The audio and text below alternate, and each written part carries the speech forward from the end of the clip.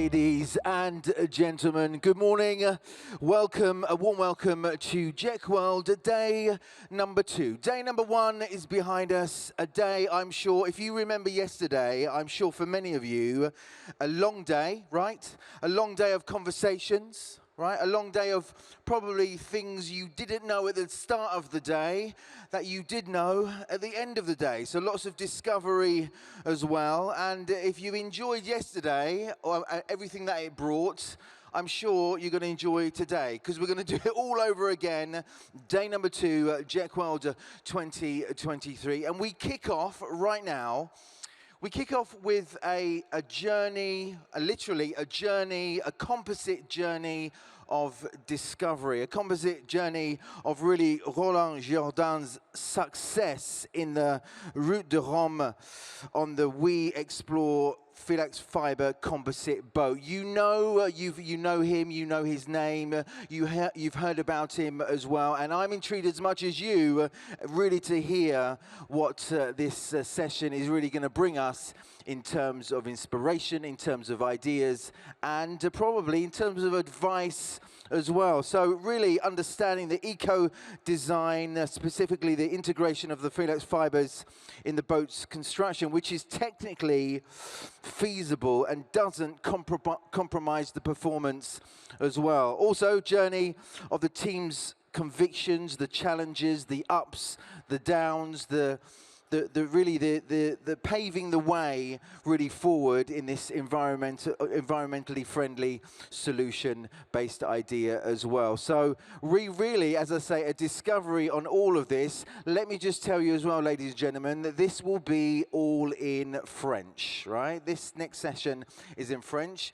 If French is not the language you understand, which is completely okay, we have, remember, just outside, we have the headsets, so there's a translation there. A gentleman there, he's going to get his headset. Get the headset, and you have a perfect translation. All right, well, I'm sure it's perfect as well. Perfect translation through your ears, listening to everything here on stage. Also, I'm sure you'll be curious. You'll be intrigued. So if you want to ask a question at the end, you like to ask a question to Roland, you can do that, and that will be directly for him, but naturally he will answer in French as well. Before Roland comes to the stage right now, let's have a quick look at a little bit of a flavor of really what he's been doing, what he's done, and really what it looks like in the future as well. Let's have a look on the screen on exactly all about his success.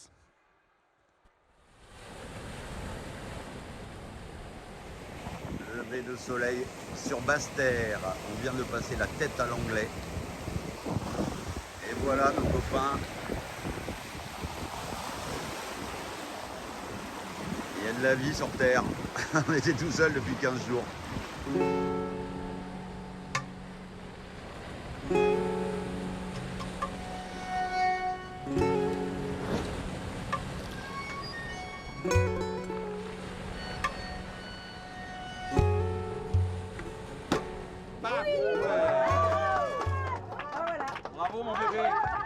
Super content, jamais j'aurais imaginé faire un podium avec mon bébé en lin. On a fait une super bagarre. Je pensais pas me prendre au jeu comme ça quand même, ça va me faire des courbatures ça demain. Mais oh là là là là là là. Salut. C'est comme d'habitude sur les images, ça rendra rien hein, quoi.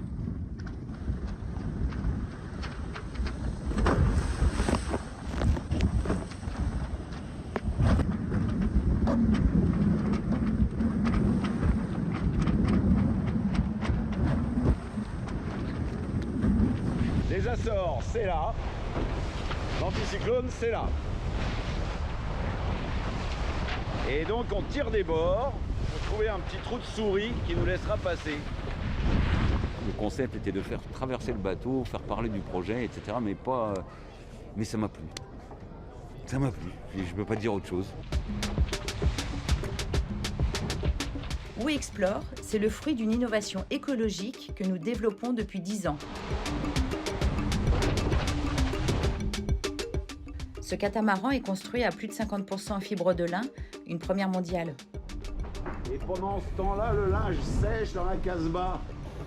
Je suis là pour la performance environnementale et pas la performance vitesse, mais le vent vient de derrière avec mes camarades, forcément ça m'agace un petit peu, mais je ne suis pas là pour être agacé. Le monde est merveilleux, la vie est belle. On est tout petit devant un truc comme ça.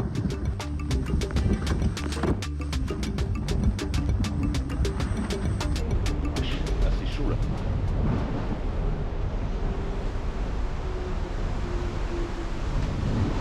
Mais qu'est-ce que c'est beau! Mais regardez-moi ça comme c'est beau!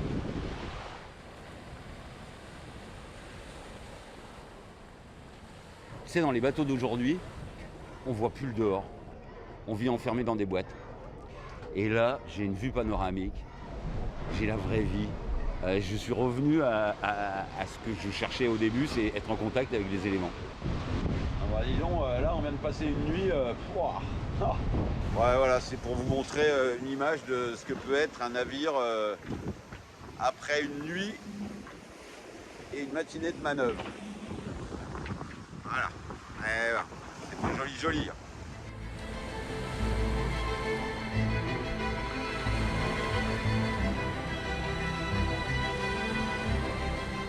Si on est allé sur l'eau, c'est parce qu'on avait envie de la mer, des nuages, du vent. Donc effectivement, par efficience, on se camoufle de tout ça pour aller plus vite. Mais je ne sais pas si c'est la bonne chose d'aller plus vite en fait. WeExplore est l'ambassadeur d'une communauté d'explorateurs qui nous montre avec optimisme que d'autres chemins, à terre comme en mer, sont possibles. Voilà, Explore, c'est pour explorer des solutions comme ça.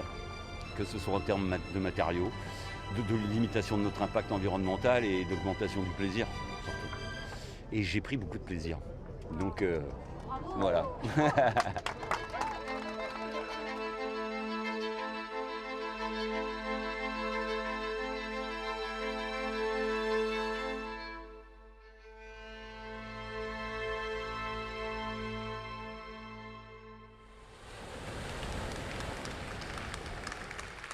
Bonjour. Bonjour à toutes et à tous, et thank you for the translation because with my English I will be seasick after 5 minutes. So I will go in French. Ravi d'être parmi vous, impressionné d'être ici au GEC, à la Mecque du composite. Je vais vous raconter en quelques slides, en quelques minutes, je fais passer la salle de chemin qui m'a amené à traverser l'Atlantique sur la route du Rhum, sur un champ de lin. C'est une histoire qui a commencé, ça fait longtemps, ou c'était hier matin, à l'adolescence, en fait, l'amour de la compétition et du large et des grands espaces m'a amené à faire de ma passion un métier. Et j'ai commencé à naviguer de plus en plus loin. Et alors sur ces quelques slides, la photo en haut à gauche, c'est mon premier tour du monde en 85 sur le bateau d'Éric Tabarly. Donc j'ai aimé ce mélange d'aventure, de compétition et de technique était assez excitant. Et puis en fait, j'ai pas su faire autre chose, donc j'ai continué. Le seul métier que j'ai appris à cette époque-là, à part faire du bateau, c'était les réparer et les construire. Et c'est quelque chose que j'ai continué pendant des années, pendant une trentaine d'années, jusqu'à ça fait quelques années. Alors, voilà, la course au large, c'est comme les autres métiers, hein. Parfois on gagne, comme vous voyez la photo en bas, mais souvent on perd. Et ce qui, au fur et à mesure des années, nous apprend que dans le développement durable, le plus compliqué, c'est de durer, en fait. Donc j'ai accéléré pendant un temps très long. Et puis, pour moi, dans la décennie des années 2000-2010, j'ai commencé à me poser un certain nombre de questions sur ma passion métier. J'étais le plus vertueux du monde, poussé par le vent sur mon bateau en mer. Mais à côté de ça, ma planète accueillait un équipage de plus en plus grand, puisqu'entre ma naissance et ces périodes-là, l'équipage avait doublé sur la planète. L'accélération de mes bateaux me faisait voir ma planète diminuer. Et puis la planète, justement, si on la voit comme un bateau, les ressources dans lesquelles diminuent, l'équipage augmente. Donc une équation ne pouvait pas perdurer. Et à côté de ça, dans le monde de la course au large, on était devenu hyper efficace, et on est toujours hyper efficace dans le domaine de l'aérodynamique, de l'hydrodynamique, de la structure. On passe notre temps à imiter l'aile de l'albatros, la nageoire du dauphin ou la structure du nid d'abeille pour faire encore plus vite.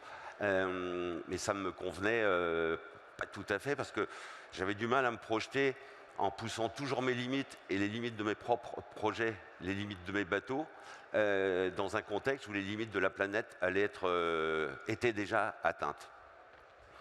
Alors on a voulu comprendre avec mon associé Sophie et mes équipes chez Keros, on a fait en 2010 le bilan carbone de notre activité, combien coûte un tour du monde en solitaire à la planète et quelle est l'activité sur 3 ans d'une entreprise autour d'un projet Vendée Globe, la construction d'un bateau, la vie de l'équipe, etc.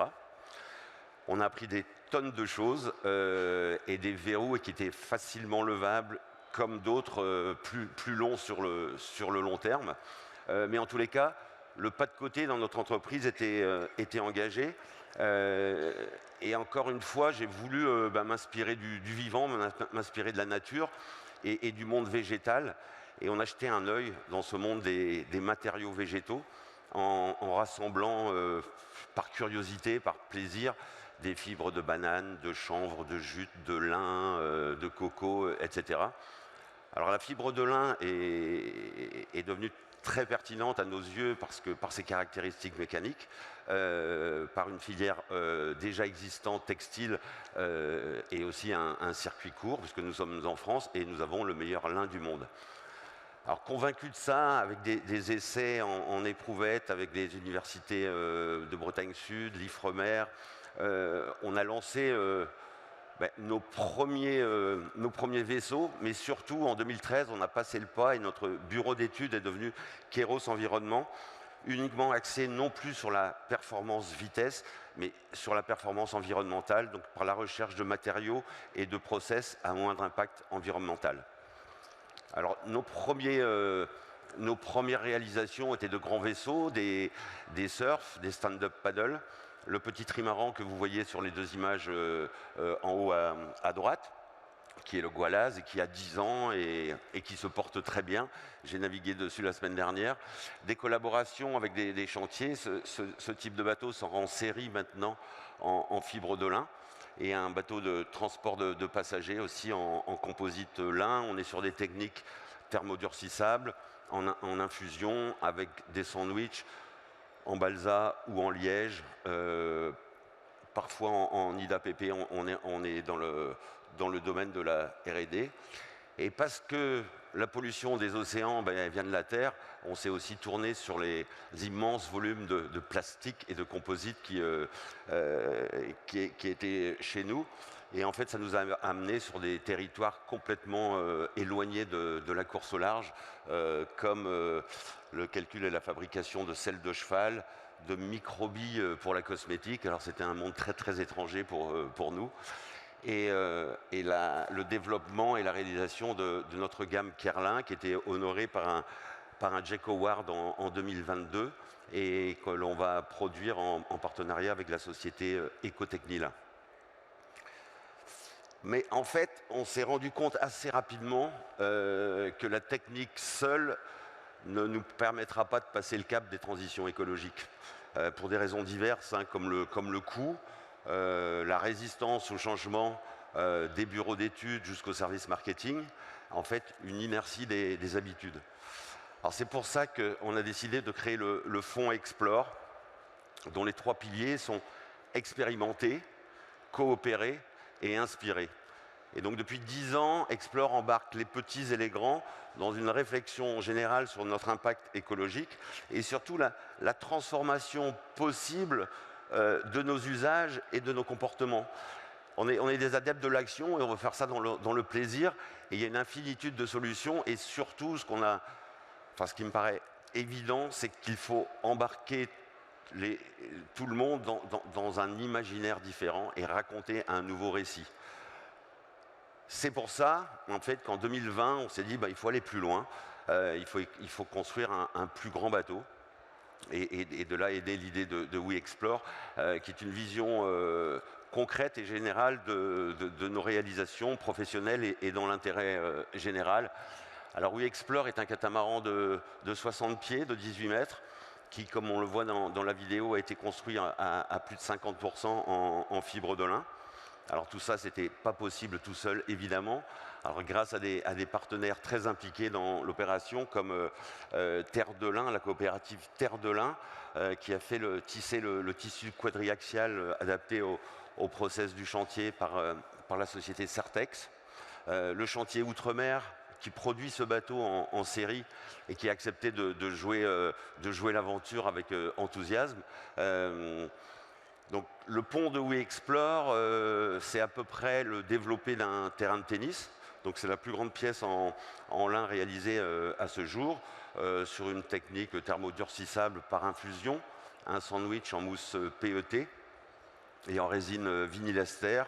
D'autres parties du bateau sont faites toujours en sandwich lin PET ou parfois balsa ou liège, pré-imprégné époxy, sous vide ou en thermocompression.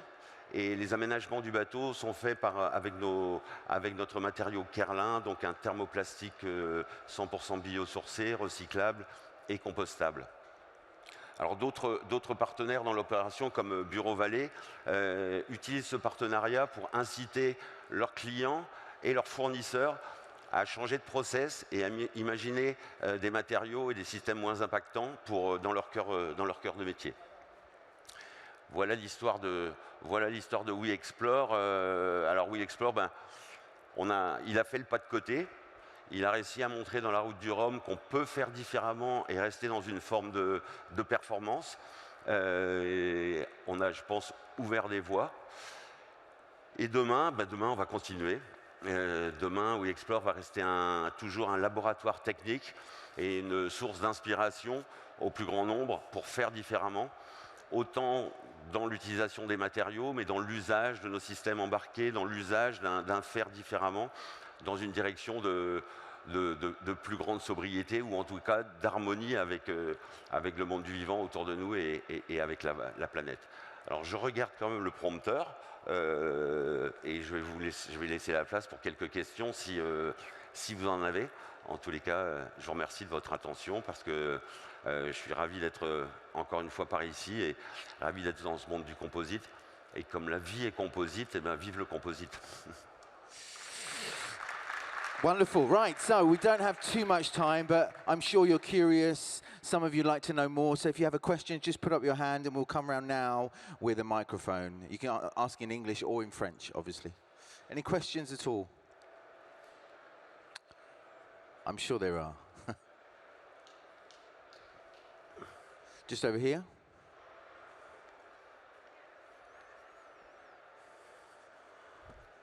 Oui, bonjour, Maxime Gérardin, merci beaucoup.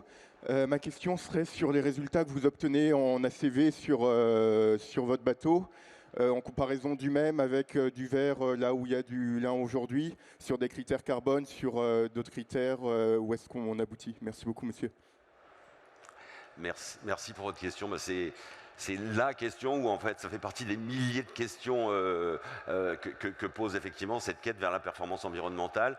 Donc en termes d'ACV, mais j'ai pas de slide avec des chiffres, la fibre de lin par rapport à la fibre de verre, puisqu'on va concurrencer la fibre de verre, la fibre de carbone, on n'en parle pas effectivement. Donc on va meilleur. Je pense qu'il faut. Je parle sous le contrôle de Thierry Goujon de la société Terre de Lin qui est là, et en tous les cas c'est mes convictions. Il y a lin et lin. Et quand je parlais de circuit court tout à l'heure et de la chance qu'on a d'avoir du lin français, c'est que dans le transport de tout ça, l'impact est important. Donc dans les bases de données pour faire une ACV, c'est pas encore complètement toujours clair. Donc c'est quelque chose qu'il faut vraiment aller voir dans les angles. Maintenant, vous donner un pourcentage exact, c'est vrai que je ne vais pas me défausser. Je veux bien qu'on en rediscute après, parce que l'ACV fine du bateau est en train de se réaliser. Pour le faire régulièrement avec une bureau d'études Kéros Environnement, toutes les réalisations qu'on fait dans le monde des biomatériaux, ça s'accompagne d'une analyse fine en ACV Et je dirais pour faire court qu'un bilan carbone, c'est un peu comme un bilan comptable. On peut lui faire dire ce qu'on veut et qu'il faut se poser pour avoir les chiffres précis. Mais très brièvement, la fibre de lin est moins énergivore à la construction que la fibre de verre, puisqu'elle se nourrit du soleil et de l'eau qui lui tombe dessus. Elle stocke le CO2 dans sa partie composite le temps de sa vie, ce qui est très, très intéressant. Et elle a, en termes de fin de vie, si l'on ne considère qu'une incinération dans une technique thermodurcissable, un côté de libération d'énergie que n'a pas la fibre de verre. Donc on a plusieurs étages comme ça de valorisation. Et moi, au travers de ce qu'on fait avec Explore, c'est aussi de regarder de l'autre côté de la lorgnette, c'est-à-dire que le lin est une culture vertueuse comparée à bien d'autres cultures que nous avons sur nos territoires. Et le lin, par exemple, dans l'ouest de la France, a fait la fortune de territoires à une époque. On l'a remplacé par des cultures ou des élevages qui, à mon sens, sont bien moins vertueux pour la planète. Et c'est aussi un effet rebond, le développement de la filière textile-lin pourrait aider à ramener une terre plus propre. Un autre avantage est que la fibre de lin française est exportée à 80% vers la Chine pour nous revenir sous forme de textile. On a parmi nos chantiers, parmi nos compétences, les meilleurs chantiers en composite, en circuit court en France et proche Europe. Et on aurait des filières comme ça à ramener très facilement pour économiser du CO2. Donc il y a des avantages directs sur le composite et des avantages indirects, je dirais, qui peuvent être encore plus meilleurs sur l'économie de CO2. Quick, anybody else? A quick question, quick answer. Another question, perhaps. Gentleman over here, quickly. Oh, can you just do this, gentleman here? Thank you. Quick question, quick answer. Bonjour. Bonjour. Bassem de la société Polytex. Merci pour votre présentation excellente. Si nous pouvons avoir une idée par rapport au coût, si on prend par exemple le même bateau en fibre de verre, si on peut le faire en fibre de laine, c'est juste la différence, un petit pourcentage. Merci. Alors aujourd'hui, oui, Explore reste un prototype parce qu'on est allé embêter le chantier Outre-mer comme si on était allé chez une grande marque de voitures en disant on veut la même mais pas tout à fait la même. Donc la fibre de lin à ce jour n'est pas incluse dans un modèle économique de série. On peut dire, comme je le disais tout à l'heure dans la présentation, ça coûte plus cher. Aujourd'hui, dans des domaines différents, dans la fibre courte, le lin est très concurrentiel pour d'autres types d'applications. La filière lin technique tissé est en devenir. Plus on fera de bateaux ou de composites lin, plus les volumes tomberont. Je crois qu'un certain nombre de tisseurs aujourd'hui du monde du composite s'y intéressent franchement. Ça va faire baisser les coûts. Les process de construction sont, on va dire, peut-être un petit peu plus compliqué, mais j'aime pas vraiment dire ça. Le lin est une matière vivante, c'est une fibre végétale et donc dans la mise en œuvre, on doit contrôler l'hygrométrie et la température de l'univers ambiant. Donc ça demande un chantier qui soit un lieu qui soit adapté, mais c'est pas non plus l'aérospatiale ni la NASA, c'est très compliqué. Je montrais la photo de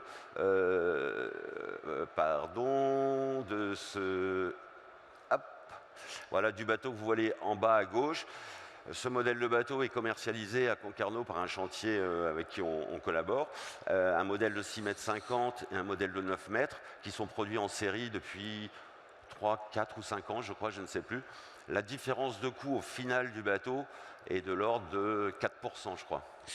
Unfortunately, listen, I'm sure we could have lots more questions and we could spend another couple of hours standing here sharing your stories and journey. Unfortunately, we can't do that because we don't have enough time. Ladies and gentlemen, your groom, it's been intriguing, inspiring, and I'm sure giving us a little bit of a flavor of the adventures of this man, of what he's done and what he's going to do in the future. Ladies and gentlemen, please put your hands together for Mr. Roland Jourdain. Thank you so Merci à much. vous. Ladies Merci. and gentlemen, just to let you know, stick around, because just in a few moments' time, we'll be moving on to the next session, which is all about Michigan's composite industry and how it's driving innovation. So stick around, a couple of minutes for our next session.